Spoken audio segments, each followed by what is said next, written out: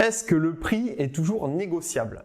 Bonjour à tous, c'est une question qu'on vient de me poser. D'ailleurs, je remercie Pierre qui m'a posé cette question sur Instagram.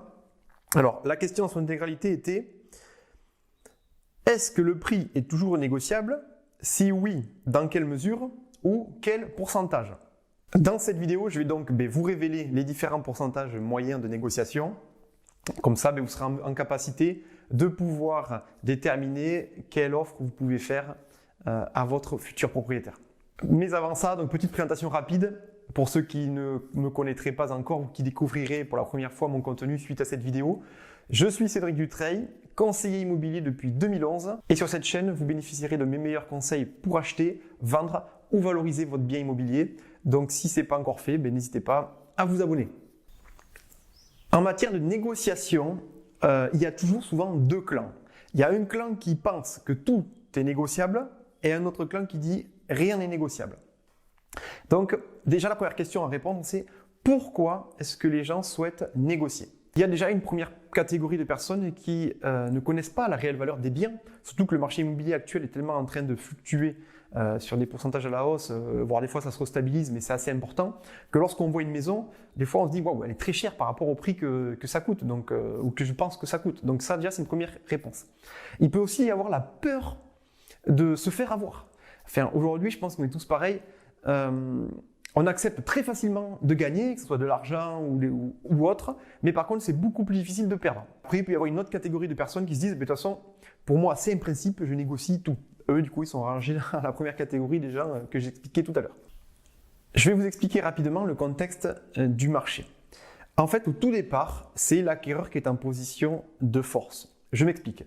Imaginez-vous, vous allez justement au marché de votre village.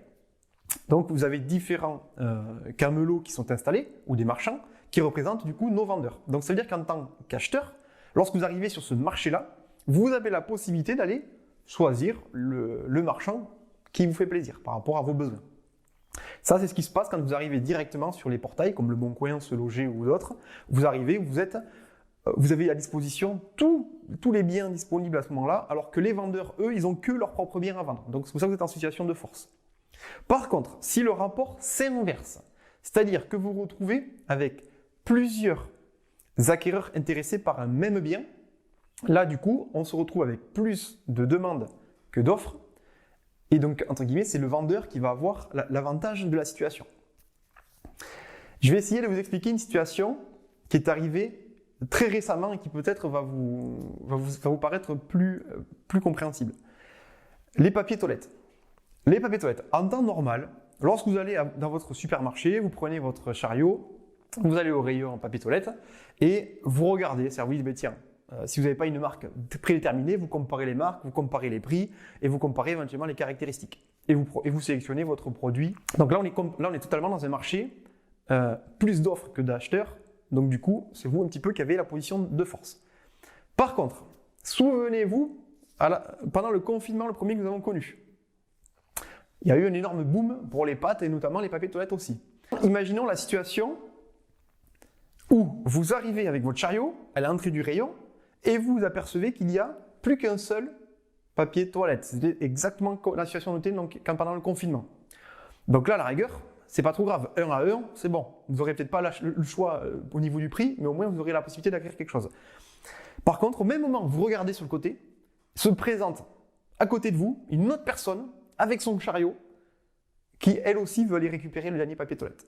Donc là concrètement, il y a plus de demandes que d'offres, donc vous n'avez pas le choix. Si vous voulez le papier, il faut arriver avant l'autre et le prendre dans les conditions qu'il est. Bon, j'espère que cette métaphore vous aura plu.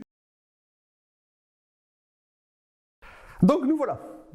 Je vous ai dessiné ici, en gros, la courbe du temps, donc le délai de vente qui va mettre 1, 2, 3, 4, 5, 6 mois ou plus, et ici, vous avez la négociation moyenne constatée. Donc, sur quoi je m'appuie? En fait, je me suis basé sur les dernières ventes que j'ai réalisées par rapport aux statistiques sur les dernières années. Ce qui est assez marquant, déjà au premier coup d'œil, c'est quoi? C'est qu'il y a environ, allez, on va dire 80% des biens qui se vendent dans un délai inférieur à 3 mois et, allez, peut-être 20% et encore peut-être un peu moins qui se vendent après plus de 3 mois sur le marché actuel sur les dernières années.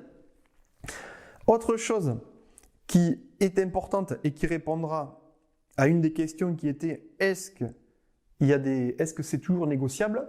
La réponse est non, ce n'est pas toujours négociable. Vous voyez, là ici, quand les croix sont positionnées sur cette ligne-là, c'est que en fait, les gens ont acheté sans négocier.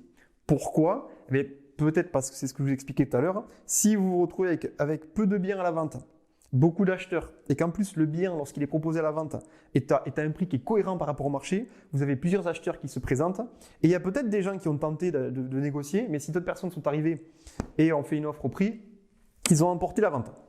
Donc ça, c'est le premier point. Le deuxième point qu'on pourrait voir, si je devais faire une ligne, on va dire, à la main, elle serait à peu près comme ça.